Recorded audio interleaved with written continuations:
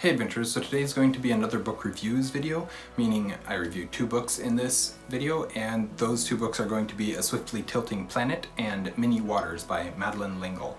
This is the third and fourth book in the Time Quartet, Time Quartet, also the Time Quintet, which there's a fifth book that I haven't read yet.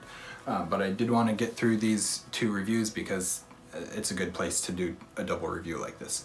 So these are sci-fi, they're also fantasy and speculative fiction and kind of Christian fiction in some ways. So we'll get into this and see what I think about them. A Swiftly Tilting Planet is the third book in the Time Quartet / Quintet series by Madeleine L'Engle, and Many Waters is book 4. I already mentioned that, but that's alright, we'll continue on. So far I've enjoyed the series quite a bit, specifically for the concepts that are used and for the main characters. A Swiftly Tilting Planet is a bit weird and confusing almost, but the story of it is essentially about Charles Wallace and a unicorn going through time attempting to figure out the mystery behind a person so they can stop them from starting a nuclear war. It's kind of big stakes for a little book and for a series that doesn't really... It does kind of deal with like worldwide stakes in that way, but it's very self-contained at the same time. And honestly, I find the stories in these books would probably not be enough to keep me engaged if the concepts that were also being explored weren't as interesting to me as they are. Charles Wallace is also a very interesting character to me, and that also helps a lot. It helps when I can like a character and not just be reading for a story. If I can like a character as well, that goes a long way to helping me enjoy a story. We do get to spend quite a bit of time with the unicorn in this book, and the way that unicorns are used in this series is actually kind of interesting. She takes a more scientific approach to unicorns and kind of explains them scientifically rather than magically, and I do appreciate that. The combination of magic and science in these books is something that I think is really well done, and that it feeds into the middle grade storytelling very well, in my opinion. This one definitely does feel a little bit more, or starts to feel a little bit more grown up and a bit philosophical, while at the same time maintaining the fact that it is written for a middle grade audience. At the time of reading, I said that this was probably my favorite of the series so far, and I don't think that's accurate anymore. I think part of my issue with this one now is I have kind of forgotten what all happens in book 4 or in book 3. My memory of the story just is kind of deteriorated. Of course, it's been 3 months or 4 months or whatever since I read the book now, and so that contributes to it, but I still remember A Wrinkle in Time, and I still remember A Wind in the Door quite a bit, whereas I don't really remember a ton of the details of the story of the Swiftly Tilting Planet. So I think I find it hard to say that it's still my favorite after not remembering that much about it. I remember liking it at the time, but I don't think that has held. Before I continue on to the review of Many Waters, though, I'd just quickly like to say, if you're liking what you're seeing from an Erudite adventure, we'd really appreciate it if you would like, comment, and subscribe. So, as far as Many Waters is concerned, this is actually definitely my least favorite of the series so far. In fact, I really didn't like it that much.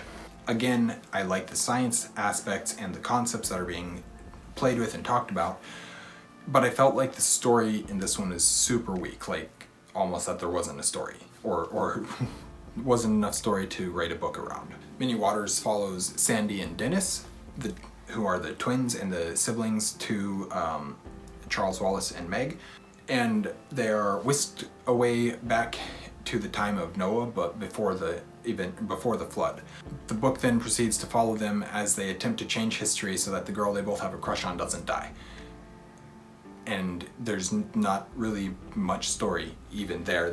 There's almost more story there with what I just described than what was actually in the book itself.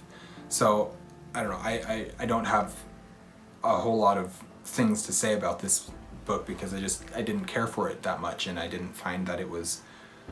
If I didn't have a review to do of A Swiftly Tilting Planet, I probably wouldn't do a review of Many Waters either. So, let's see.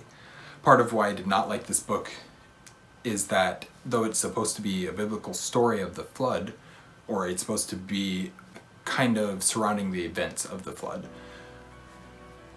it's very free with its interpretation of events, and it actually doesn't seem to follow the biblical story at all.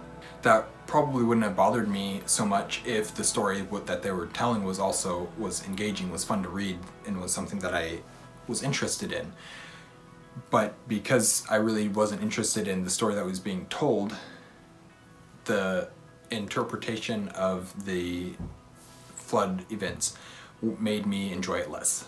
Again, the concepts that are being played with and the way that time travel is used, and even to some degree the way that Seraphim and Nephilim were brought into the story, were neat enough, but they really couldn't overcome the story for me, and it just I say it all the time, but story must come first, and I don't feel like the story came first in this book. And I know that oftentimes science fiction is more about the concepts than it is the story or the characters, but I feel like even the concepts here weren't explored enough for me to enjoy it without the story, or with the lack of story, I guess I could say.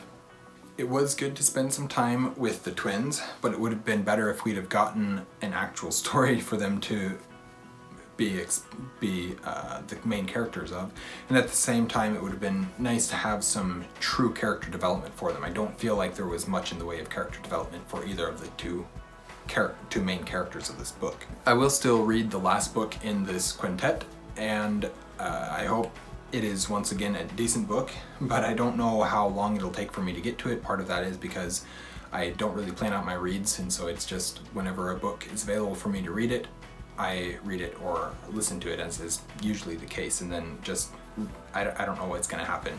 So that's part of it. The other part is I am not, after the events of Many Waters, I'm not terribly excited to continue on with the series. I have mostly enjoyed the series though, and it is a great way to introduce kids to kind of scientific concepts and get them interested in things like math and science. And I just wish that book 4 was better than I felt that it was. So maybe other people have different opinions of it than I do, and in fact I know that they do because I've read through some Goodreads reviews. Some people hate it even more than I did, and some people love it. And so it's clearly, like any book, it's subjective to your tastes, and that just didn't work for me. But that is my review of A Swiftly Tilting Planet and Many Waters by Madeleine L'Engle. Thank you for watching an Erudite adventure.